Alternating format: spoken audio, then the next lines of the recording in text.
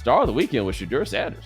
This mini camp is always interesting for me in terms of coverage because the NBA playoffs are really going. But as I have said before, as a nation, we are becoming about football the way Canada is about hockey, which is the lead story on Sports Centra in Canada is always hockey. It's always hockey, unless maybe the Raptors win the title. But it's always going to be hockey. That's how it goes. That's where we are about football. And so we are in, a great stretch for NBA basketball. And I think we've had a very entertaining round here in the conference semifinals. But it's still the mini camps, right?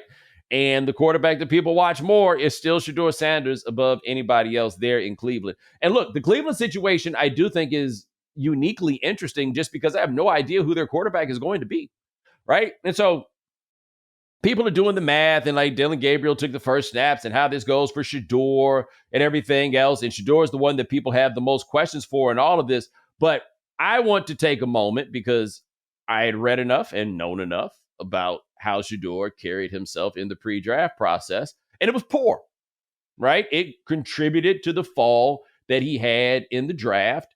And apparently he picked up some game from that. Because the Shador Sanders who was showing up for that stuff does not sound like the one who showed up to this mini camp, or at the very least, not the one that showed up in front of reporters. Here are a couple of quotes from him that I thought were really kind of prescient and showed, I would contend, a measure of maturity. Quote, "My job here isn't to prove people wrong. It's to prove myself right." Well said. Well said. Another quote. "My story is going to be similar to Tom Brady." So he's talking about, "I was a late round pick, but we're here now, so none of that stuff matters. That just mattered on that day, and I'm just excited to be here, ready to work." These are all the things that somebody in his position needs to be saying out loud. I also noticed that in Tampa Bay, Shador Sanders, his brother, he's got long odds to make the team. He's an undrafted dude, but he did media availability and then went and shook hands with everybody that was there for media availability. And guys, I can't tell you this enough. Nobody has to do that. But we are an easy bunch. Media, we're a tough bunch. You just be a little bit nice to us, man. We will be eating out of your hand. That right there was a wise play by Shiloh. Shedeur also did the thing where he got to Cleveland, and the first thing he did is he went and he talked to a high school, and then he said he did not do it for PR. Now, I understand that there's some lies that you have to tell, right? I get that. But at the same time, good on him.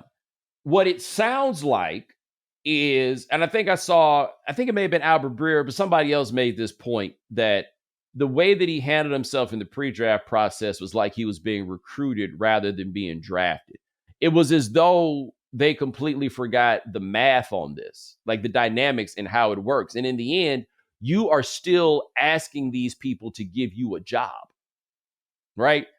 You are not in a position to dictate terms. They have the thing that you want, which is the job. You want the job more than they want you in just about every case, right? He didn't seem to get that. If you went and looked at when he did press availability at the combine, he's got the hat cocked to the side, like, don't bring me if you're not trying to change the culture and all of that. No, there's all of these things, misunderstood the dynamics of it. Like, how dare you tell all these teams that their culture needs to change? You just got here. You don't know what our culture is, right? It may not have been good this year, but you don't know these things. He didn't. And these are mistakes that young people make. And so I am now 44 years old. Okay. I am also not short on confidence, and I have never been short on confidence. And I am fully aware of how not being short on confidence can make other people uncomfortable, right? Sometimes in my life, that has been about those people and what they lack. And sometimes in my life, that was about me being obnoxious. when I was in my late teens and early 20s, it was primarily about me being obnoxious. Like I can look back on it and people tell me things I said. I'm like, oh man, I didn't say, oh, I did. Ugh. Ain't that something? Right. And I can think about my life and the path that I've taken and moments that I've had. And one thing that is frustrating or can be very, very frustrating is when people take it upon themselves to decide that they need to humble somebody else, that they have decided someone else needs to be knocked down a peg. There is a particular, unique, and ironic arrogance that comes from when a person decides that somebody else needs to have their ego adjusted. I don't think you really get to make that decision, generally speaking, as a person, unless you're the boss or something like that, right? You don't really get to do that. Plus, you're not, in all likelihood, going to be the one who's able to do it. What humbles you is life. Now, as a Black person, it is easy to have a very particular sensitivity to the idea that somebody thinks that you need to be humbled or somebody thinks that you are a little bit too confident, because it do make white people a little shaky, right? And so when you hear something about the idea that someone confident needs to be humbled, it is very easy to go to the default reaction, which is that these white people just can't stand a confident Black man, which in many cases is true. But often the issue is that, particularly with somebody like 22 years old, is that person is a bit obnoxious. I've yet to hear anybody say that Anthony Edwards needs to be humbled, because people like Anthony Edwards. It really comes down to that, right? People did not like the way the Shedeur was kicking it. They didn't dig it. But at the same time, Anthony Edwards could go do a workout with the Warriors and be told he wasn't working hard enough, and the Warriors can tell him that they would not draft him, and he can hear it and then go back and say, oh, I guess I got to step my shit up if this isn't good enough. That is the humility that people talk about that you must have, right? It's not about you being a shrinking violet. It's not about you being meek, but it's about you recognizing that regardless of how you feel about yourself, there's still some other stuff that's going on that you need to deal with and that you need to attend to. But that was an example of life humbling Anthony Edwards. That was life telling him, you think you're doing it, but you're not doing it like you think. And then he learned, and then we saw it from there. Shador Sanders seemed very clearly to need to be humbled a little bit. He didn't need somebody to humble him. He didn't need the league to humble him, but he needed somebody to let him know the way you kicking it, you ain't got it like that. There's a little bit too much dippeth on your chippeth. You can't, that's not going to work for you.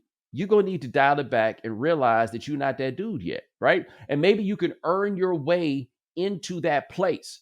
But I appreciated hearing the way that he handled things with reporters. And look, maybe it's just lip service, right? Maybe that's just what he's paying. But the truth is, that draft should have been a learning experience for him. And I appreciated the fact that through it all, with those cameras in his face, he kept his head up high. He did all of those things, right? He has not been beaten down. He has not been bowed. He hasn't been any of those things. But at least from right here, it seems like he learned something about what he might not have done right in the first place. And that's all you can hope for with somebody that age, is that they can recognize those things when they happen, right? Because one thing that I said this about Angel Reese, and I'll say the same thing about him. I don't understand you grown-ups, you adults who encourage these young people to act like jerks.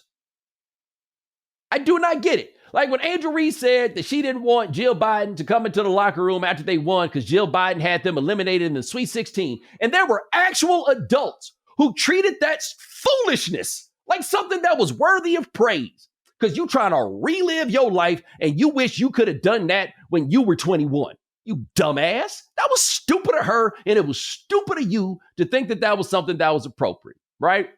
All the people who just ran up with Shedeur after folks are telling you what went down and just being like, yeah, you see, they just don't like that he is confident in himself. If they didn't like that he was confident in himself, I don't know why they drafted anybody else. It's football players that made it to the NFL. They all confident in themselves. What are you talking about? What are the shrinking violets that show up to play pro sports? What are you talking about? So it's just always blown my mind, all these adults who in these circumstances don't look at this and recognize, hey, man, these people got some growing to do. They don't need your defense as much as they need your counsel, right? They don't need your capes as much as they need your arms around them. Hey, don't think you played that way. You can't be so caught up in grievance and the people who have aggrieved you that when people are doing something wrong, you can't stop and say, hey, man, I still love you, but let me pull your coat to what was going on, right? Let me pull your coat to what you did, right? And it sounds to me like somebody pulled Shadeur's coat, and instead of trying to be defiant, he realizes this is the business he has chosen. This is the way it needs to be played. And yeah, they didn't draft you early. It's not about them anymore, though. It's about you.